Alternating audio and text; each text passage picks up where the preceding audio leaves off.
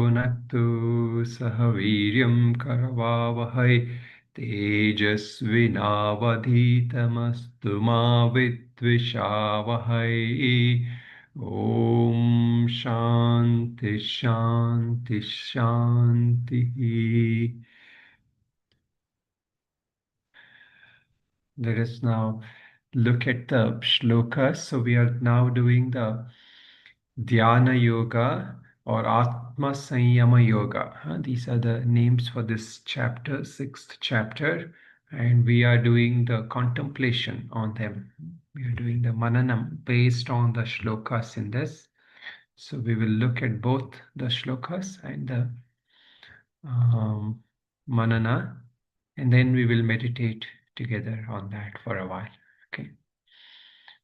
So it was meant. So the previous shloka started from here. The shlokas was Prashantatma Vigatabhir Brahmachari Vrate Stitaha Manas Sanyamya Chitto Yukta Asita Matparaha. So that yogi who is established in that brahmacharya and that serene the mind controlled, meaning restrained all the senses at the point of meditation.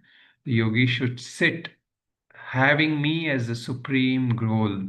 So we looked at the question. One of the main questions to ask ourselves is how quickly am I able to achieve a state of one-pointedness?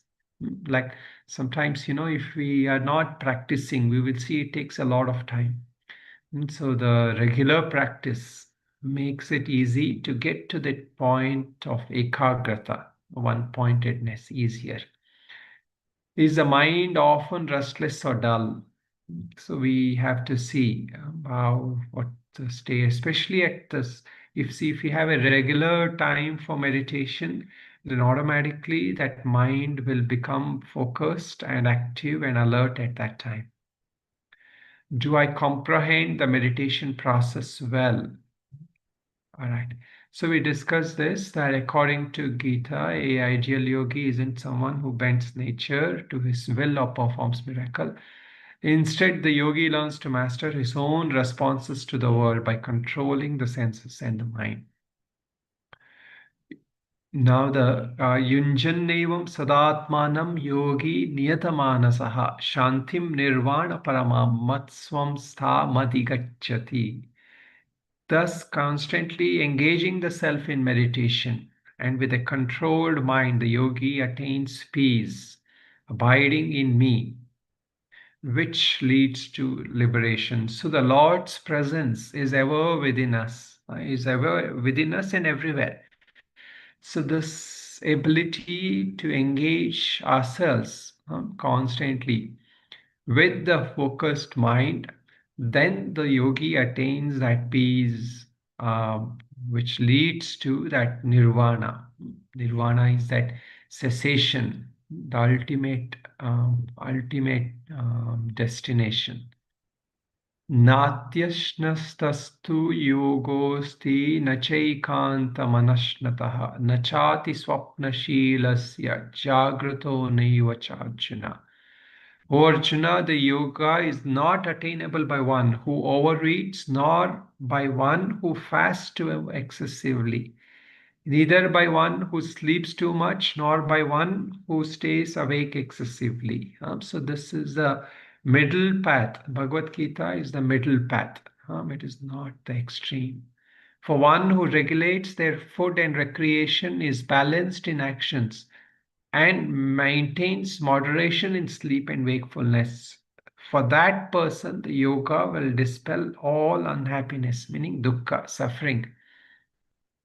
So this moderation, in food, in sleep, and more importantly, in work. If we are excessively obsessed with work, then what happens? We will not be able to maintain a calm, peaceful mind. And the work also will not be productive. So the work we do has to be in moderation. Especially attitude is important. We all know, we are studying the karma yoga. So how we work is also very important. If we don't have the right attitude with work, it leads to stress. If you're too dependent on the results and the identification, I succeeded, I failed, then that also will not lead to freedom from suffering. That will lead to suffering.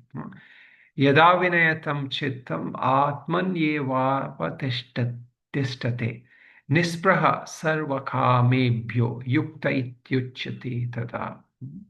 When one's controlled mind rests in the self alone, free from all desires from all the objects, that person is considered truly united in yoga. So we are not expected to right away be free from all desires, but slowly as the process goes, we realize that the happiness is within us. So why should that person seek too much excessively outside? So some manana, this we can think about these questions on terms of diet. What constitutes a balanced diet for me? So each person's needs are different.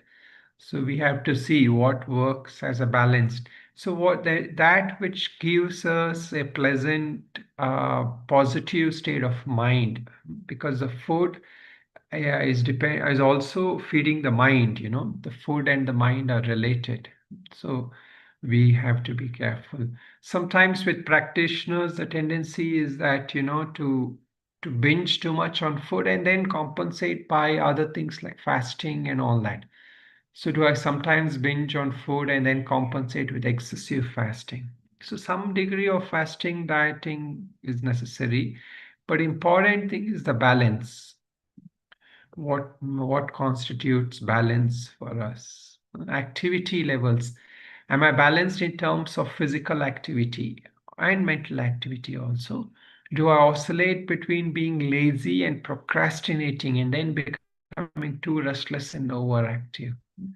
So we can see this in us. Sometimes we become too tamasic and then we try to compensate by overwork. So again, so the Bhagavad Gita is saying this because these are important for all kinds of sadhana, not just meditation, for any kind of sadhana we are doing. Sleep patterns. How consistent are my sleep patterns? Do I sometimes oversleep and at other times get insufficient rest? So this regular rest, by maintaining all our other activities, and especially before going to sleep, having some efforts on manana meditation before sleep is very important. If you're not making time for that, then if you are indulging in other habits and then feeling that then going naturally from there to sleep, that sleep will not be restful.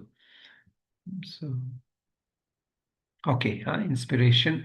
Long term success on the spiritual path lies in maintaining a balanced life. Practitioners must be mindful not to overindulge their senses, but equally important is avoiding excessive deprivation through food and sleep, which weakens the body. A healthy body serves as a crucial vehicle for spiritual pursuits. The Bhagavad Gita advocates embracing the middle path and avoiding extremes. So, see, all many spiritual paths are like this. In Buddha, in his teachings, he spoke about this middle path. So, meaning nothing that is. So, all most Indian traditions are based like that. But again, if when we are ready, when we have more determination, we can push ourselves a little bit here and there. We have to.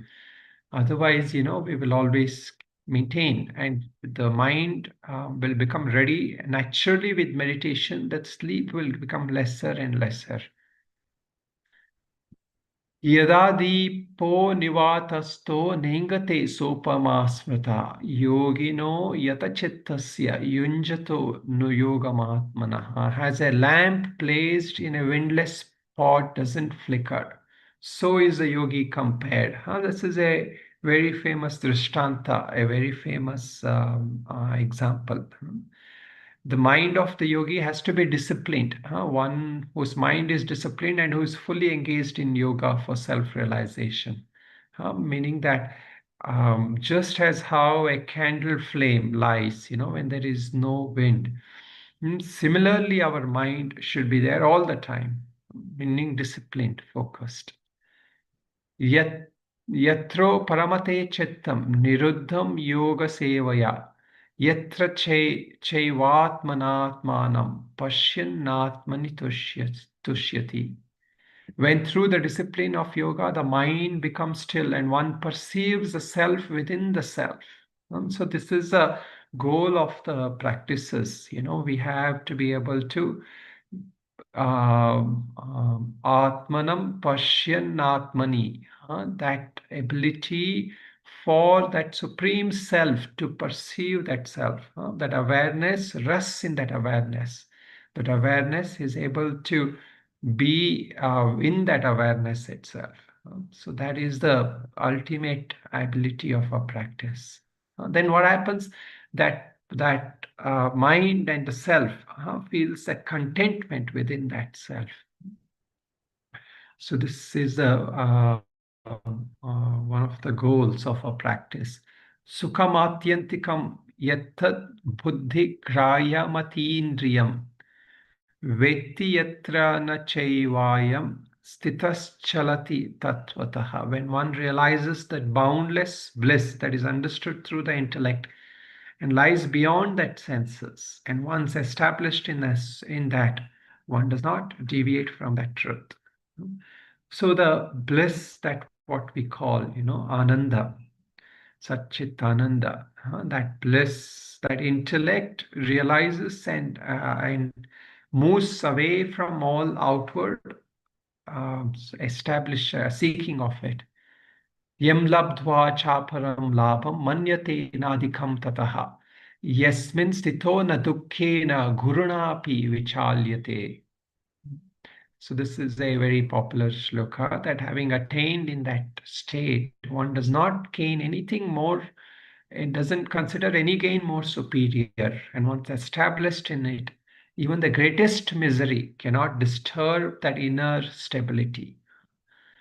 That state is such that, once we realize that even our activities, everything will keep going on in the world, but we realize that there is nothing more superior to this. Tam vidya dukkha sanyoga viyogam yoga sangitam. The name, what is yoga? Yoga is that where it is breaking the bond with suffering.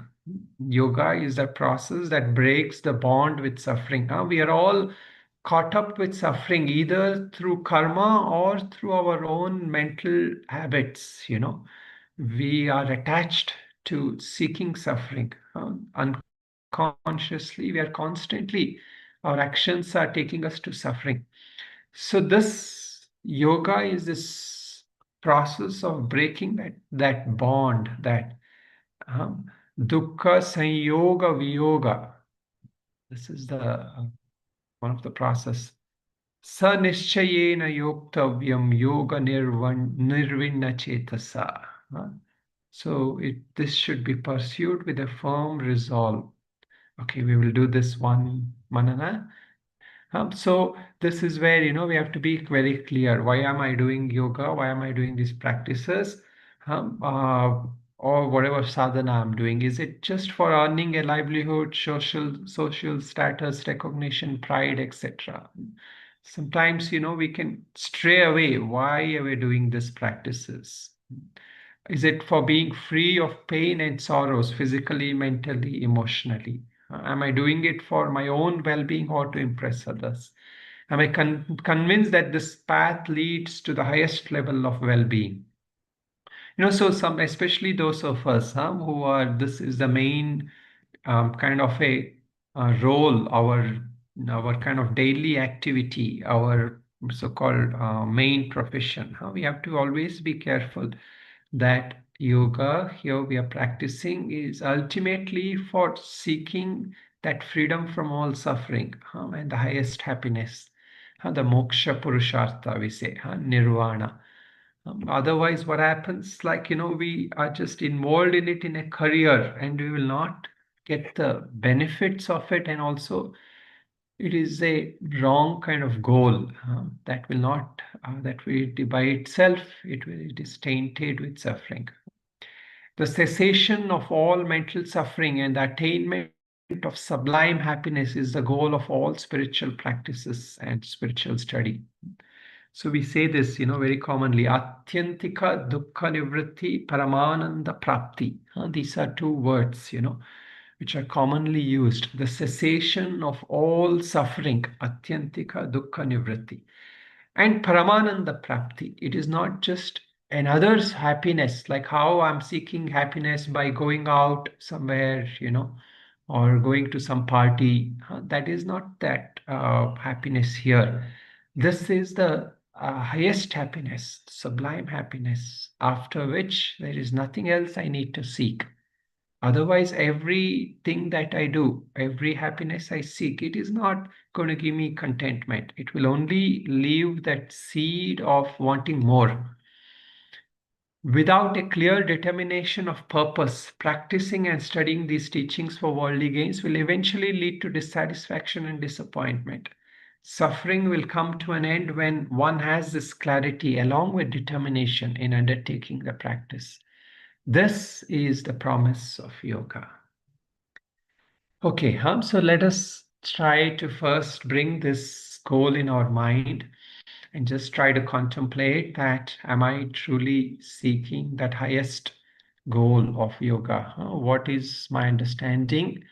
And try to just mentally take that vision that I do want this supreme happiness, this cessation of all suffering, that current suffering I've experienced, that future suffering that I'm supposed to undergo.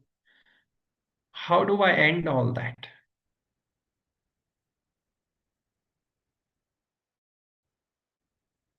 So just bring the mind to this deep contemplation. And then, as the shloka said before, we just try to, if you require, you can just take a couple of deep breaths and just try to feel that the mind focusing and centering in that self. Use the mind, direct the mind. If we calmly direct the mind, it will try, it will make an effort to abide in that self.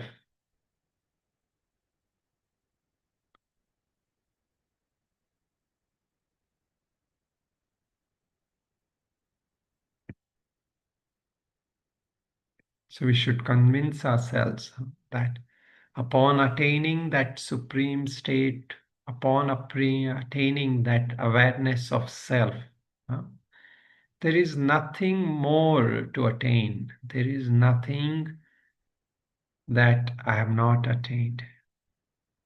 So the reason the mind gets restless is because there is always a feeling.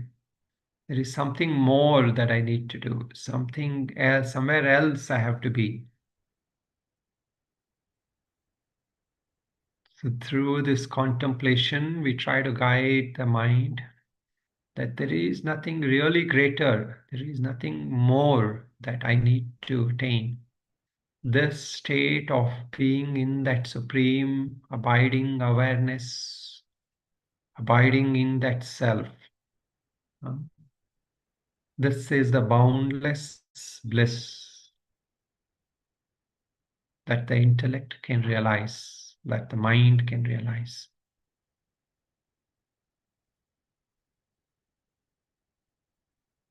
So through that powerful intention, withdraw the mind from all mental activities and just try to rest in that awareness.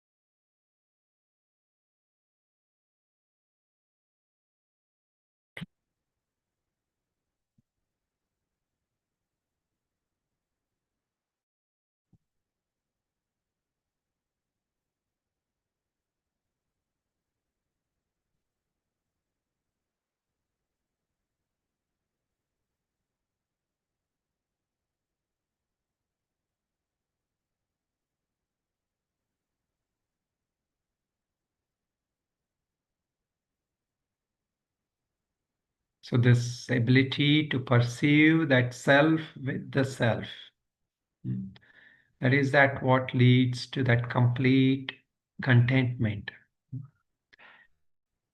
The mind becomes still, just as how a lamp in a windless place does not flicker. Only when the self rests in that self, we attain to this state of complete stillness. It is not a means of suppression, it is not a means of force, it is a means of complete clarity that the self is the means of highest happiness, and abiding in that self is the cessation of all suffering.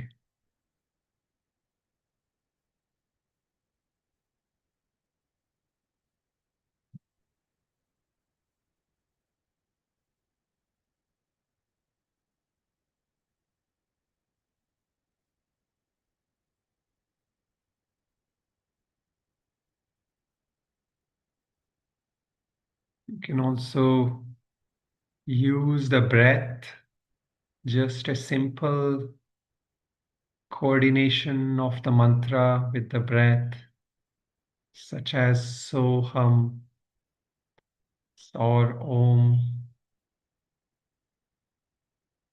using those mantra to abide in that pure beingness, which is a witness to everything.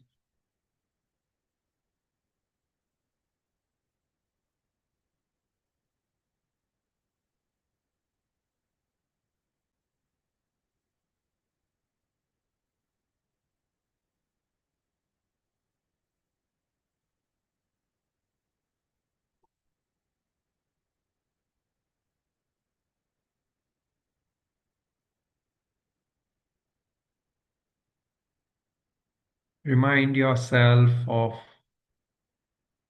the thoughts that come, that senses that perceive, they all originate from that beingness, that consciousness, which is that substratum, which is the basis of all activity. It is there in the activity and it is there in inactivity. It is there in our waking. It is there when we are sleeping. And yet it goes unrecognized.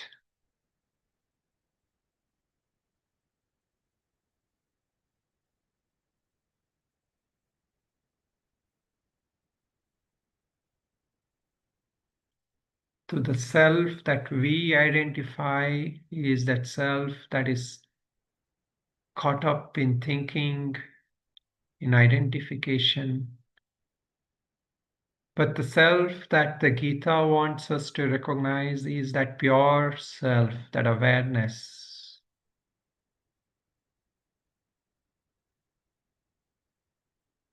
That one which we refer to with the capital S, that beingness.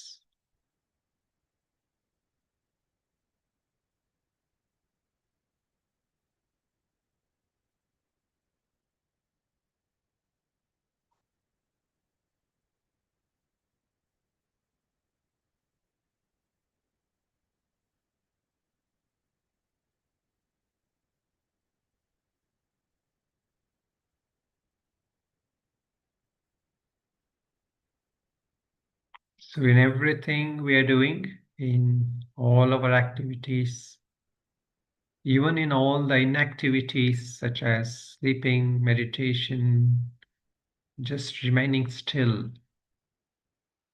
we can recognize that beingness, that consciousness, which is the basis of all activity and inactivity.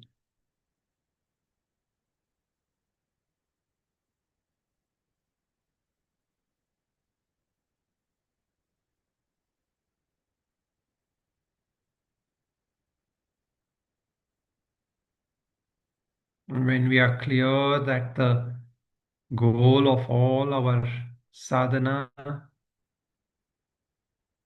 is this abiding in the self, then we realize that everything else, the worldly things that we are pursuing, is fraught with suffering, is fraught with dukkha.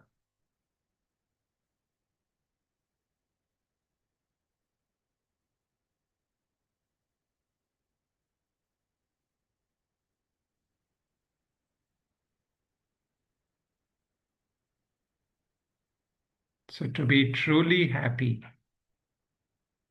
and as we want to go truly into a new year or a new day or a new hour, the only way we can be happy is abiding in this self, recognizing in this self, knowing that all other happiness are relative, they are fraught with suffering. Being with that self, realizing that self is the only thing that was the only happiness that is not going to lead us back to suffering.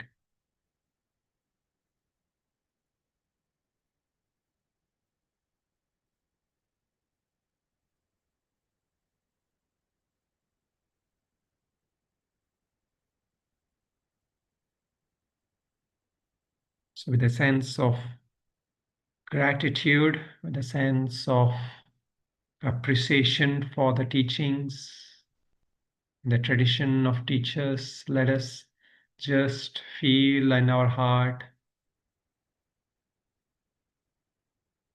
the acknowledging of this teaching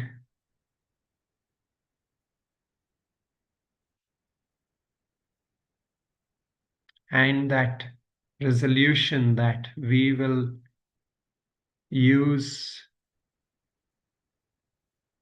the coming year, the coming days to attain, move towards using these teachings, using these methods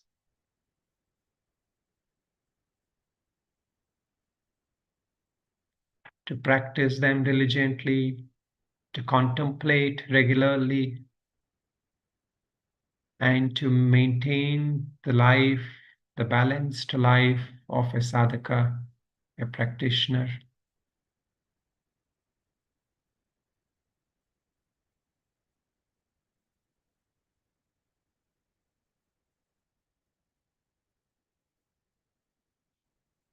Mentally, we can say the prayer, Om Sarve Bhavantu Sukhinah, Sarve Santu Niramaya, Sarve Bhadrani Pashyantu, Ma Kaschid Dukkha Bhavit, Asato Ma Satkamaya, Tamaso Ma Jyotirgamaya, Mrityorma Amritam Gamaya.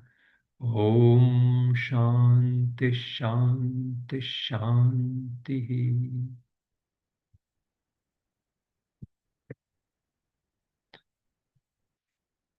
Namaste.